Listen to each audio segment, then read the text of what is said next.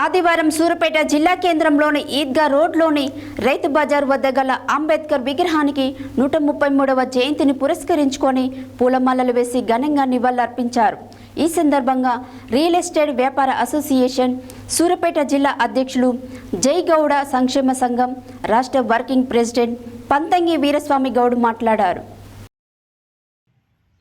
ఆదివారం సూర్యాపేట జిల్లా కేంద్రంలోని ఈద్గా రోడ్లోని రైతు బజార్ వద్ద గల అంబేద్కర్ విగ్రహానికి వారి జయంతి సందర్భంగా పూలమాలలు వేసి ఘనంగా నివాళులర్పించారు. ఈ సందర్భంగా రియల్ ఎస్టేట్ వ్యాపార అసోసియేషన్ సూర్యాపేట జిల్లా అధ్యక్షులు జయగౌడ సంక్షేమ సంఘం రాష్ట్ర వర్కింగ్ ప్రెసిడెంట్ పంతంగి వీరస్వామి గౌడ్ మాట్లాడుతూ ప్రపంచ మేధావిగా డాక్టర్ బిఆర్ అంబేద్కర్ గుర్తించబడడం గొప్ప విషయమన్నారు. గత ప్రభుత్వం హైదరాబాద్ నడిబొడ్డున 125 అడుగుల అంబేద్కర్ విగ్రహాన్ని ఏర్పాటు చేయడం చారిత్రాత్మకమైనదన్నారు. కేంద్ర రాష్ట్ర ప్రభుత్వాలు అంబేద్కర్ ఆలోచనలతో పాలనను అందించాలని కోరారు. విద్యుత్ సౌకర్యం లేని రోడ్లలోనే బుడ్డి దీపాల కింద చదువుకున్న అంబేద్కర్ ప్రపంచ మేధావిగా ఎదిగారని కొనియాడారు. ఆయన రాసిన గొప్ప రాజ్యాంగం వల్లనే నేడు దేశంలో చట్టాలు అమలవుతున్నాయని గుర్తు చేశారు. దేశానికి తొలి న్యాయశాఖ మంత్రిగా పనిచేసిన అంబేద్కర్ ఎంతో పేరు ప్రఖ్యాతలు సంపాదించారని గుర్తు చేశారు. భారత రాజ్యాంగాన్ని ప్రభుత్వాలు పూర్తి స్థాయిలో అమలు చేసి ప్రజలకు మరిన్ని సేవలు అందించాలని విజ్ఞప్తి చేశారు.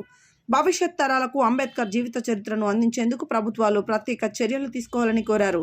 సూర్యాపేట జిల్లా కేంద్రంలో ఎకరం స్థలంలో స్మారక స్మృతి భవనాన్ని ఏర్పాటు చేయాలని విజ్ఞప్తి చేశారు. రియల్ ఎస్టేట్ వ్యాపార అసోసియేషన్ ఆధ్వర్యంలో జరిగిన ఈ కార్యక్రమంలో రియల్ ఎస్టేట్ వ్యాపార అసోసియేషన్ పట్టణ అధ్యక్షులు జలగం సత్యం గౌడ్, జిల్లా గౌరవ సలహాదారు దేవత్ కిషన్ నాయక్, జిల్లా ప్రధాన కార్యదర్శి వెన్న శ్రీనివాస్ రెడ్డి, రియల్ ఎస్టేట్ జిల్లా ఆర్గనైజింగ్ సెక్రటరీ బొమ్మపాల శ్రీనివాస్ గౌడ్, జిల్లా కోశాధికారి పాల సైదులు, పట్టణ గౌరవ సలహాదారులు మాదిరెడ్డి గోపాల్ రెడ్డి, పట్టణ ఉపాధ్యక్షులు జానీ నాయక్, ఖమ్మంపాటి అంజయ్ గౌడ్, జిల్లా కార్యదర్శి పర్వతం వెంకటేశ్వరచారి, వాంకుడోతు సక్రు నాయక్, ఆయతగాని మల్లయ్య గౌడ్, ఆకుల మారయ్య గౌడ్, బొమ్మగాని వెంకన్న గౌడ్, పెగ్గెపురం నరసయ్య తదితరులు పాల్గొన్నారు.